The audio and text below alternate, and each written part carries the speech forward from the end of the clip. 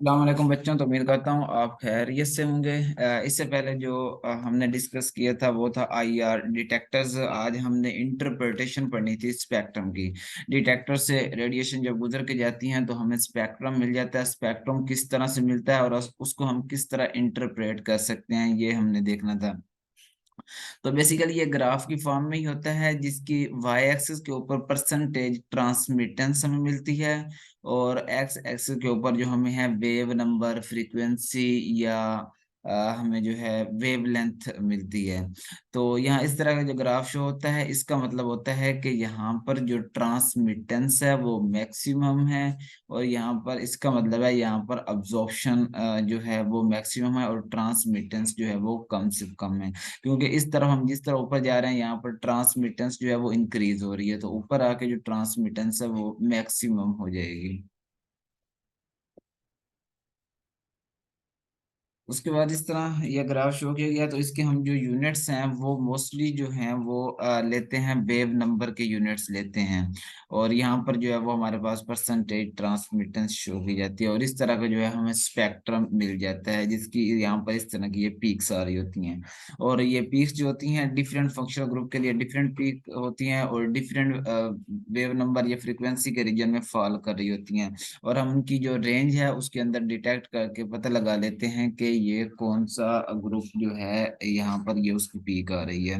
Actually होता ही है कि जिस तरह हर इंसान के फिंगरप्रिंट डिफरेंट होते हैं, इस तरह जो हर कंपाउंड होता है वो डिफरेंट फ्रीक्वेंसी की रेडिएशन को ऑब्जर्व करता है, डिफरेंट को ट्रांसमिट करता है। उसकी जो वाइब्रेशनल फ्रीक्वेंसी होती है डिफरेंट होती है, क्योंकि उसके अंदर एटम्स डिफरेंट होते हैं, एटम्स का इन्वायरमेंट डिफरेंट होता है, बॉन्ड्स डिफरेंट होते हैं। तो इसको हम कह रहे होते हैं कि ये हर एक जो है उसका जो एक फिंगरप्रिंट होता है वो एक डिफरेंट फिंगरप्रिंट रीजन के अंदर फॉल कर होता है। एक कंपाउंड की जो रेंज होती है वो दूसरे से बिल्कुल डिफरेंट होती है। अगर दो डिफरेंट कंपाउंड्स की हम देखते हैं कि पीक सेम आ रही है, तो वो ये कंफर्म है कि वो दो डिफरेंट कंपाउंड नहीं है, वो दोनों सेम ही कंपाउंड है, अगर उनकी दो सेम पीक आ रही है। तो मैं भी बता रहा था कि आईआर का जो हम स्पेक्ट्रम प्लॉट हमें मिलता है वो परसेंटेज ट्रांसमिटेंस वाई एक्सिस के ऊपर और वेव नंबर एक्स एक्सिस के ऊपर मिलता है। हम यहाँ पर वेव लेंथ क्यों नहीं लेते हैं? वेव लेंथ हम इसलिए नहीं लेते क्योंकि जो वेव नंबर होता है, जो एनर्जी ऑफ ट्रांजिशन हमारे पास, अब वेव लेंथ और एनर्जी जो होती है वो एक दूसरे के इनवर्सली प्रोपोर्शनल होती है, क्योंकि फ्रीक्वेंसी और एनर्जी एक दूसरे के डायरेक्टली प्रोपोर्शनल होते हैं। वेवलेंथ जो हमारे पास होती है वो फ्रीक्वेंसी के इनवर्सली प्रोपोर्शनल होती है। अगर वेवलेंथ फ्रीक्वेंसी के इनवर्सली प्रोपोर्शनल है तो इसका मतलब है वो वेव नंबर के भी इनवर्सली प्रोपोर्शनल है, क्योंकि वेव नंबर, फ्रीक्वेंसी और एनर्जी जो है ये एक दूसरे के डायरेक्टली प्रोपोर्शनल होते हैं और वेवलेंथ के जो है वो इनवर्सली प्रोपोर्शनल होते हैं। तो हम यहाँ पर वेवलेंथ इसलिए नहीं लेते क्योंकि वो हमारे पास यहाँ पर परसेंटेज ट्रांसमिटेंस, वो एनर्जी है ना, तो उसके ये इनवर्सली प्रोपोर्शनल होगा। तो हम डायरेक्ट रिलेशन लेते हैं कि हमें एक सीधा इंक्रीजिंग ग्राफ मिले। उसके बाद ये है कि हाँ, हम फ्रीक्वेंसी क्यों नहीं लेते? फ्रीक्वेंसी जो परसेंटेज ट्रांसमिटेंस के डायरेक्टली प्रोपोर्शनल होते हैं। तो हम इसमें नंबर्स लेते हैं क्योंकि जो हमारे पास नंबर्स होते हैं वो ज्यादा रियल क्वांटिटीज होती हैं, क्योंकि फ्रीक्वेंसी जो है वो हमारे पास एक्सपोनेंशियल यूनिट्स हैं एनर्जी के। तो यहाँ पर हम वेव नंबर लेते हैं क्योंकि नंबर्स जो होते हैं वो हमारे पास ज्यादा रियल होते हैं। अब जो दूसरी हमारे पास क्रोमाटोग्राफिक तकनीक थी या स्पेक्ट्रोस्कोपिक प्रोसेस थी, जिस तरह यूवी का स्पेक्ट्रोस्कोपिक था, उसके अंदर जो हमारे पास पीक का एरिया था ना वो कंसंट्रेशन के डायरेक्टली प्रोपोर्शनल था। मतलब जितनी ज्यादा कंसंट्रेशन थी वो एरिया जो था पीक का वो उतना ही ज्यादा आ रहा था। लेकिन आईआर के केस में ये नहीं होता। एरिया ऑफ जो पीक होता है वो कंसंट्रेशन के डायरेक्टली प्रोपोर्शनल नहीं होता। मतलब अगर एरिया जो है पीक का ज्यादा आ रहा है तो इसका मतलब ये नहीं है कि उसकी कंसंट्रेशन ज्यादा है, या अगर उसकी कंसंट्रेशन ज्यादा हो तो जरूरी नहीं है कि उसके एरिया जो है वो पीक के बराबर है। इस केस में ये एक इनवर्स रिलेशन होता है। अब जो हमारे पास इंटेंसिटी होती है आईआर की, वो दो फैक्टर्स के ऊपर डिपेंड करती है। हमने पढ़ा था फर्स्ट, ये वाइब्रेशन के ऊपर डिपेंड करेगी कि वो स्ट्रेचिंग वाइब्रेशन कर रहा है या बेंडिंग कर रहा है। और सेकंड, ये डिपेंड करेगी कि उसकी इलेक्ट्रोनेगेटिविटी का चेंज क्या आ रहा है, तो उसके ऊपर ये इंटेंसिटी डिपेंड करेगी। अगर इसकी वाइब्रेशन जो है वो ज्यादा है तो उसकी इंटेंसिटी जो है वो ज्यादा होगी। इलेक्ट्रोनेगेटिविटी का डिफरेंस ज्यादा आ रहा है तो फिर भी इंटेंसिटी जो है आईआर की ज्यादा होगी। टिपिकली जो मोस्टली जो होता है स्ट्रेचिंग के केस में, जो डाइपोल मोमेंट का चेंज हो रहा होता है ज्यादा आ रहा होता है, क्योंकि उसमें इलेक्ट्रोनेगेटिविटी का डिफरेंस ज्यादा होता है। तो इस केस में जो पीक होती है वो ज्यादा इंटेंस होती है। उसके बाद हमने पढ़ा था कि जो लाइटर एटम्स होते हैं हमारे पास जो फ्रीक्वेंसी होती है वो इन्वर्सली प्रोपोर्शनल होती है इसके एटम्स के मॉलिक्यूलर वेट के, यानी कि मॉलिक्यूलर वेट जितना ज्यादा हाई होगा उसकी स्ट्रेचिंग फ्रीक्वेंसी जो है वो कम आएगी। लाइटर एटम जो होते हैं वो ओसिलेट, क्योंकि उनकी ओसिलेशन फास्ट होती है, तो वो जल्दी जल्दी भाग रहे होते हैं, जल्दी जल्दी ओसिलेट कर रहे होते हैं, तो इस वजह से उनकी जो वहां पर फ्रीक्वेंसी या AMR क्रिएट हो रही होती है वो भी हायर फ्रीक्वेंसी की होती हैं। तो वो हायर फ्रीक्वेंसी की रेडिएशन ऑब्जर्व करेंगी तभी जाकर वो जो है एक्साइट होंगे। इस तरह जो स्ट्रॉन्गर बॉन्ड होते हैं, मतलब double bond, single bond, double bond, triple bond, जो ट्रिपल बॉन्ड होता है उसकी ओसिलेशन ज्यादा होगी, डबल बॉन्ड की उससे कम होगी, सिंगल बॉन्ड की उससे कम होगी। तो जितना ज्यादा स्ट्रॉन्गर बॉन्ड होगा उसकी ओसिलेशन उतनी ज्यादा होगी और वो ज्यादा फ्रिक्वेंसी की रेडिएशन जो है वो ऑब्जर्व कर रहा होगा। उसके बाद IR स्पेक्ट्रम के अंदर जो है हमें वो पीक की टालनेस या मिड हाइट वो हमें क्या बताती है। अगर तो हमारी जो पीक है वो हाई आ रही है, तो इसका मतलब है इसकी ट्रांसमिटेंस जो है वो लो है। पीक क्या होती है, मतलब ये हमारे पास ये दी हुई है, ये अगर ब्रॉडर आ रही है और यहाँ पर नीचे आ रही है तो इसका मतलब है इसकी जो एब्जॉर्प्शन है वो मैक्सिमम आ रही है। अगर पीक जो है वो उसकी, ये देखें, ब्रॉडनेस या टॉलनेस ये कम आ रही है तो इसका मतलब है इसकी ट्रांसमिटेंस लो है।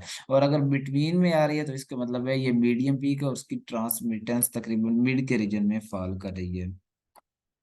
तो यही चीज बताई गई है। अगर पीक हमारी टाल होगी, नीचे आ रही होगी, तो इसका मतलब है उसकी ट्रांसमिटेंस लो हो रही है और अब्जॉर्प्शन जो है वो मैक्सिमम आ रही है। अगर मीडियम पीक है तो उसका मतलब है जितनी अब्जॉर्प्शन हो रही है उतनी ही ट्रांसमिटेंस हो रही है, हाफ हाफ रीजन के अंदर हो रही है। और अगर वीक पीक आ रही है तो इसका मतलब है उसकी ट्रांसमिटेंस जो है वो हाई है, अब्जॉर्प्शन हो ही नहीं रही बिल्कुल। उसके बाद चार हमारे पास प्राइमरी रीजन है IR स्पेक्ट्रम के। एक यहाँ पर अगर हम देखें तो यहाँ पर OH NH CH के दरमियान इलेक्ट्रोनेगेटिविटी का डिफरेंस बहुत ज्यादा हाई होता है। तो इनकी जो है, अगर इलेक्ट्रोनेगेटिविटी का डिफरेंस ज्यादा है और दूसरा ये लाइटर एटम्स भी हैं इनके साथ कनेक्टेड है, तो इनकी ओसिलेशन क्या होंगी, ज्यादा तेज होंगी और ये ज्यादा फ्रीक्वेंसी की रेडिएशन को क्या करेंगे, अब्जॉर्ब करेंगे। तो ये 2700 to 400 पर सेंटीमीटर के अंदर फॉल करते हैं। उसके बाद हमने पढ़ा यह था कि सिंगल बॉन्ड जो होता है वो कम रेडिएशन ऑब्जर्व करता है और डबल बॉन्ड उससे ज्यादा, और ट्रिपल बॉन्ड जो है वो उससे ज्यादा ऑब्जर्व करता है। तो 400 1600 का जो रीजन होता है जिसको हम फिंगरप्रिंट रीजन भी कहते हैं, ये सिंगल बॉन्ड का होता है, carbon single bond carbon, carbon single bond nitrogen, carbon single bond oxygen. और ये 1600 से 2000 का रीजन होता है ये डबल बॉन्ड का होता है, carbon double bond oxygen, carbon double bond nitrogen, carbon double bond carbon. और जो 2000 से 2700 का रीजन होता है वो हमारे पास ट्रिपल बॉन्ड का होता है, जिसके अंदर कार्बन ट्रिपल बॉन्ड कार्बन और कार्बन ट्रिपल बॉन्ड नाइट्रोजन हो जाता है। उसके बाद हम IR स्पेक्ट्रम स्टार्ट करेंगे जिसके अंदर हम सबसे पहले पढ़ेंगे अल्केन्स। अल्केन्स क्या होती हैं, एक हमारे पास अल्केन्स के अंदर हमें पता है कि दो तरह के बॉन्ड होते हैं, एक कार्बन कार्बन बॉन्ड होता है और कार्बन हाइड्रोजन बॉन्ड होता है।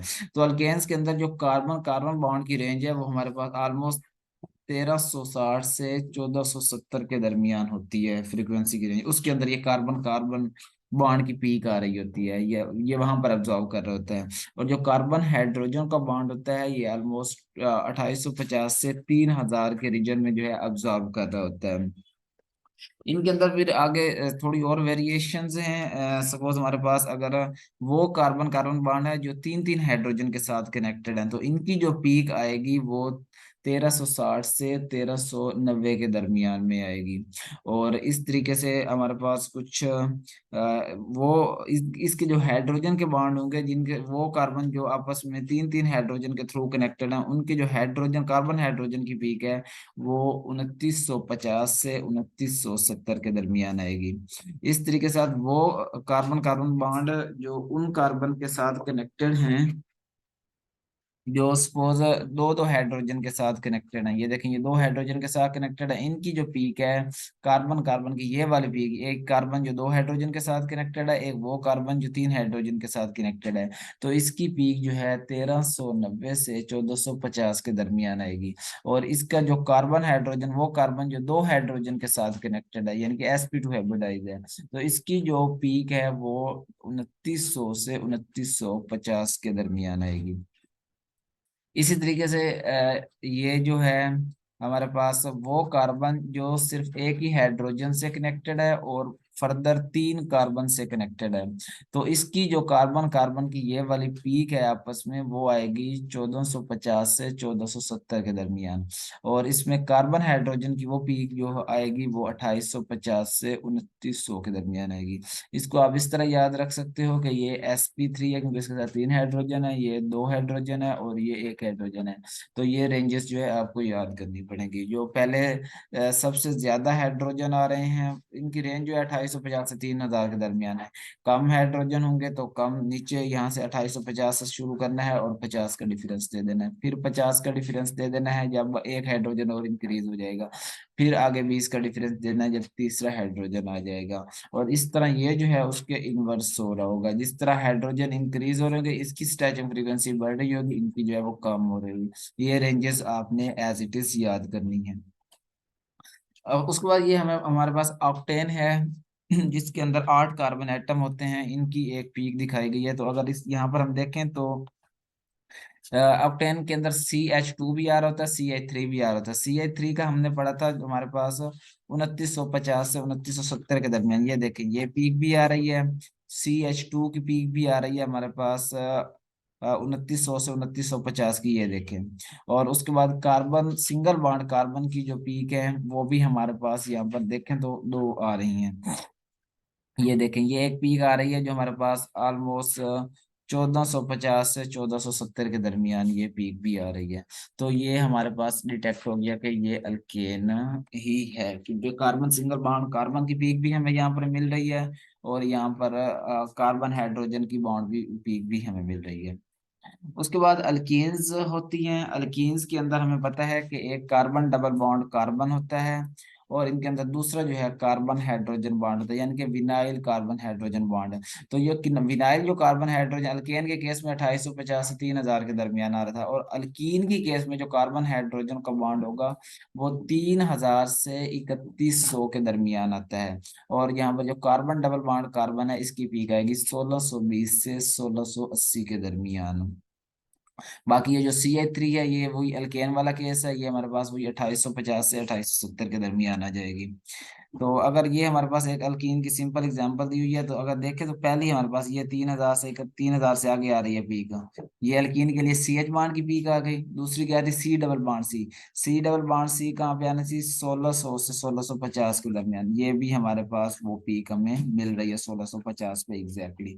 बाकी जो ये वाले पीक हैं ये हमारे पास CH3 जो इसके अंदर ग्रुप्स लगे हुए हैं 1 ऑक्टेन के अंदर, यहाँ पर CH3 ग्रुप भी तो लगे हुए हैं ना। तो ये 2850 से 3000 के दरमियान ये उसकी पीक्स भी हमारे पास आ रही हैं। तो ये हमारे पास डिटेक्ट होगी, हमारे पास अल्कीन है। अल्केन और अल्काइन के केस में सिर्फ एक चीज डिफरेंट होती है कि यहाँ पर जो है मोस्टली जो है हमारे पास ये चीज जो है हमारे पास 3000 से 3100 के दरमियान आ रही होती है। उसके बाद हमारे पास है अल्काइंस।